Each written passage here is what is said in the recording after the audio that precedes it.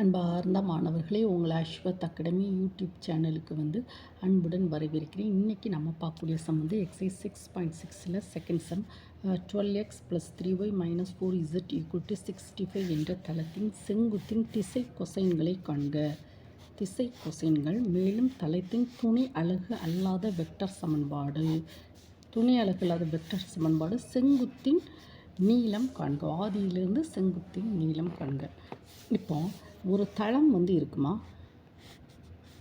இப்படி ஒரு தளம். அந்த தளம் என்னது? 12x + 3y - 4z = 65. இதனுடைய ஆதியிலிருந்து தளத்திற்கு வரைபடும் செங்குத்தின் நீளம் p கண்டுபிடிக்க சொல்லியிருக்கான். துணை அலகு அல்லாத வெக்டர் சமன்பாடு. திசை கொசைன்களை கண்டுபிடிக்க சொல்லியிருக்கோம். ஓகேவா? ஃபஸ்ட்டு நம்ம சமன்பாடு எழுதுவோம். 12x + 3y - 4z = 65 என்ற தளத்தின் செங்குத்து திசை கொசைன்கள் வெக்டர் சமன்பாடு. அப்போ இது கார்ட்டீசியன் சமன்பாடு இல்லை நார்மல் சமன்பாடு. இது வெக்டர் சமன்பாடாக மாற்றணும் அப்படின்னா r dot 12i + 3j - 4k = 65. இப்போ ஆரை நம்ம என்னன்னா xi + yj + zk dot 12i + 3j - 4k = 65. இப்போ ஐயையும் இந்த ரெண்டையும் மல்டிப்ளை பண்ணால் 12x, yjj அப்போ 3y, kk - 4z = 65. அப்போது இது என்ன சொல்லலாம்? d vector. d vector 12i + 3j - 4k. ஓகேவா? இது இப்படி இருக்குது. இது வெக்டர் ஃபார்முக்கு நம்ம கொண்டு வந்திருக்கோம். இப்போ துணை அலகு அல்லாத வெக்டர் சமன்பாடு. அதுக்கு ஃபார்முலா என்னது? துணை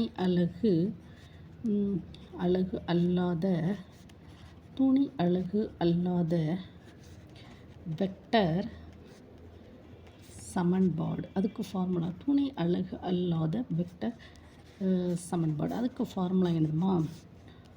r டாட் d = p. ஓகேவா? நம்மக்கிட்ட என்னம்மா இருக்குது பாருங்கள். r டாட், இங்கே பாருங்கள், r இது என்ன? இதை எப்படி எழுதலாம்? r dot r vector dot d vector = p. அப்படி தானம்மா? இது r வெக்டார், இது d வெக்டார், இது p. இப்போ நமக்கு கொடுத்துருக்குது என்னது? r dot d vector = p. ஆனால் இங்கே r டாட் d கேப் தான் கண்டுபிடிக்க சொல்லியிருக்காங்க நமக்கு. அப்போ d கேப்புக்கு ஃபார்முலா என்னது? d vector / modulus of d vector. அப்போது இந்த d வெக்டாரில் d கேப்பை நம்ம கண்டுபிடிச்சிடணும். d கேப் எப்படி கண்டுபிடிக்கணும் அப்படின்னா சொல்லியிருக்கலாம். d கேப்புக்கு ஃபார்முலா என்னது? d vector / modulus of d vector. இங்கே d வெக்டார் என்னது? 12i 12 3 -4. d vector 12i + 3j - 4k 12 3. So that is equal to d cap = 12i + 3j - 4k divided by square root of 12 square 3 square plus 4 square. That is equal to 12i + 3j - 4k divided by square root of 144 plus 9 plus 16. So that is equal to 12i + 3j - 4k divided by 169. That is equal to 12i + 3j - 4k divided by 13. இப்போ direct ஓரலகு vector. So 12/13i + 3/13j - 4/13k கேட்க. இப்போ இதனுடைய திசை கொசைன்கள் வந்து நம்ம இப்படி எழுதிக்கலாம். இப்போ என்ன கேட்டிருக்கோம்? தளத்தின் செங்குத்து திசை கொசைன்கள். ஓகே, அப்போ திசை கொசைன்கள் இந்த ஓரலகு வெக்டர்லேருந்து நம்ம என்ன எழுதிக்கலாம்? திசை கொசைன்களை எழுதணும். தளம் எப்படி இதுதானமா? தளம் 12xலேருந்து டியை கண்டுபிடிச்சிரும், டி வெக்டர் கண்டுபிடிச்சிருக்கோம். இப்போ வந்து டி கேப் கண்டுபிடிச்சிருக்கோம். இப்போ என்ன சொன்னால் டி கேப்லேருந்து திசை கொசைன்கள் என்னட்டு திசை கொசைன்கள் எழுதிருமா? திசை கொசைன்கள். திசை கொசைன்கள் வந்து என்னது?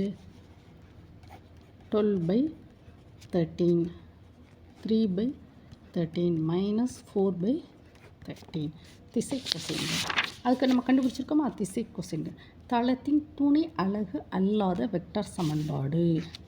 அப்படின்னா இப்போ வந்து நம்ம என்ன செய்யணும் அப்படின்னு பார்த்தா, இதுதானே வெக்டர் சமன்பாடு. r dot d bar equal to p, r dot d cap equal to p. இப்போ r டாட் இது கொடுத்துருக்காங்க. r வந்து என்னது? r டாட் d வந்து 12 i cap plus 3 j cap minus 4 k cap equal to 65. ஆனால் ஒரிஜினலாக துணை அலகு சமன்பாடு என்னதுமா? r டாட்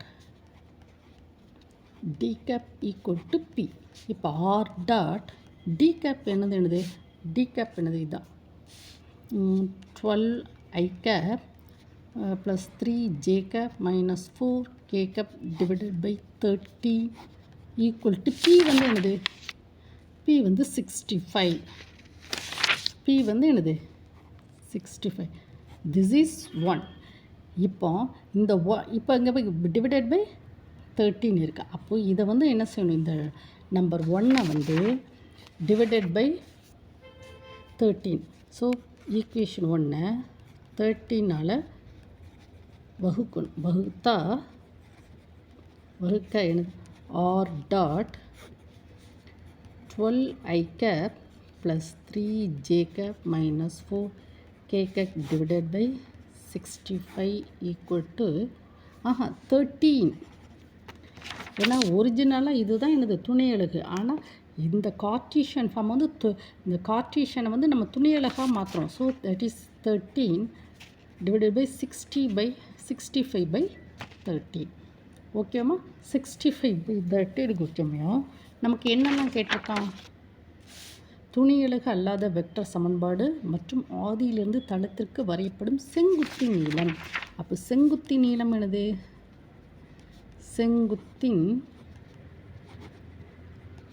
செங்குத்தின் நீளம் வந்து 65/13 இஸ் செகண்ட்